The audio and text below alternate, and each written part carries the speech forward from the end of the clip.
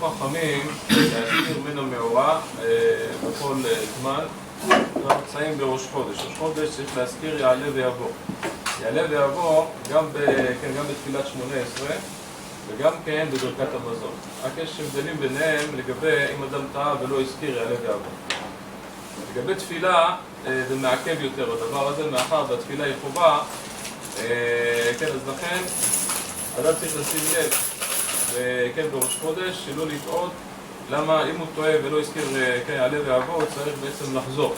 יש אמנם כל מיני תחנות איפה צריך לחזור, אבל בסוף זה מעכב הדבר הזה. בתפילת שחרית, בתפילת מנחה, הדבר הזה מעכב.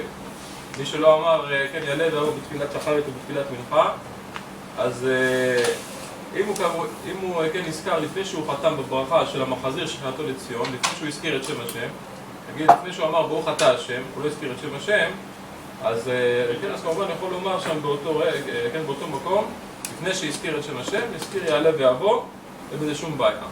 אם הוא הזכיר את שם השם, אמר ברוך אתה השם, ועוד הוא סיים המחזיר שכנתו לציון, אז הוא צריך להגיד למדני חוקיך, שזה פסוק בתהילים, ואז הוא חוזר עוד הפעם לרצה.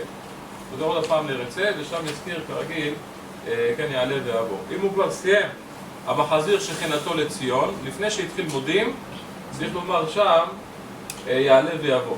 יזכיר יעלה ויבוא, ואחרי זה ימשיך מודים אנחנו לך וכו'. אבל אם הוא כבר התחיל מודים אנחנו לך וכו', התחיל כבר את מודים, אז כל זמן שהוא עוד לא הגיע היו לו רצון השני, אז הוא בעצם צריך לחזור לרצה. אז ברגע שהוא כבר הגיע ליהו רצון השני, כי לפני שאומרים עושה שלום עם רומיו, הוא צריך לחזור לראש התפילה. צריך עוד הפעם, אלוקינו אבותינו, אלוקי אברהם וכו' וכו', ושם יזכיר כמובן עוד הפעם את העניין של יעלה ויבוא. לכן צריך לשים לב, דבר הזה מעכב בתפילת שחרית ובתפילת מנחה, כדי שלא יצטרך עוד הפעם לחזור, נמצא שכל הברכות שברך הדד יהיו בעצם ברכות לבטלה. לכן צריך לשים לב בדבר הזה. בתפילת ערבית הוא לא צריך לחזור בדיעבד. אם הוא לא הזכיר יעלה ויבוא בתפילת ערבית, הוא לא צריך לחזור.